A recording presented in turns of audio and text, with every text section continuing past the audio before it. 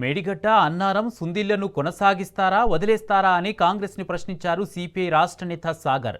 తుమ్మిడిహట్టి ప్రాజెక్టుని పూర్తి చేసే దమ్ముందా అని కాంగ్రెస్కి సవాల్ విసిరారు. ఎరువులకు ఇవ్వాల్సిన సబ్సిడీని కేంద్రం భారీగా తగ్గించిందని విమర్శించారు. విదేశీ కార్పొరేట్ సంస్థలను వ్యవసాయంలోకి తీసుకురావాలనే మోదీ ఎరువుల కూత పెట్టారని సాగర్ ఫైర్ అయ్యారు. అన్నారము సుందిళ్లకు సంబంధించినటువంటి దాంట్లో ఇప్పటికీ కూడా ఒక స్పష్టమైనటువంటి ప్రకటన రాలేదు. ఏది 20 నెలలు పూర్తి అయిపోయింది. ఈ 20 నెలలు పూర్తి అయిపోయిన తర్వాత దాన్ని టేకప్ చేస్తామా అట్లనే వదిలేస్తామా ఏ ప్రకటన ఇప్పటిదాకా స్పష్టంగా రాలేదు.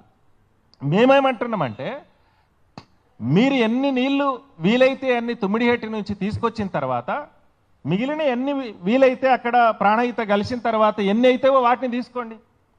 మీరు చెప్పిన లెక్క ప్రకారమే 165 టీఎంసీలు ఇక్కడ దొరికితే ఇంకా అదనంగా ఎన్ని 30 టీఎంసీలే ఉన్నాయనుకోండి. 30 టీఎంసీలు అంటే ఏమన్నా తక్కువనా? నువ్వు ఖర్చు కూడా తగ్గిపోతుంది కదా. వారు చెప్పినట్లు ఇప్పుడు 165 టీఎంసీలు ఇక్కడ నుంచి వచ్చిన తర్వాత మిగిలిన 30 టీఎంసీలే తీసుకోండి.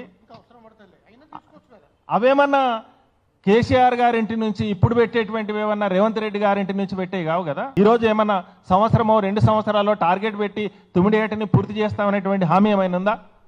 అదేం లేదు. కాబట్టి అవి పూర్తి కాలేదు. ఇక్కడి నుంచి నీళ్లు తీసుకోవు.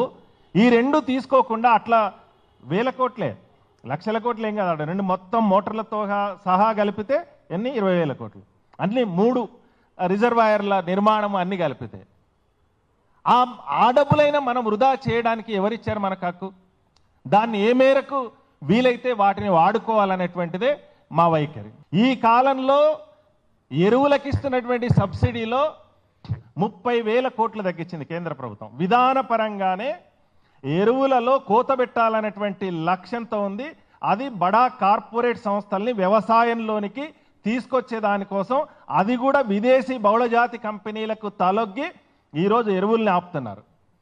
మన తెలంగాణ రాష్ట్రానికి ఈ 5 నెలల కాలంలో రావాల్సినటువంటి దాంట్లో ఏ నెలలో కూడా అడిగింది కాదు, నిర్ణయించినటువంటి కోటా రాలేదు. అడిగినది కాదు, వాళ్ళు హామీ ఇచ్చినటువంటిది 8,30,000 మెట్రిక్ టన్నులు ఈ 5 నెలల కాలంలో పంపిణీ చేస్తామనేటువంటిది పంపిణీ చేయలేదు.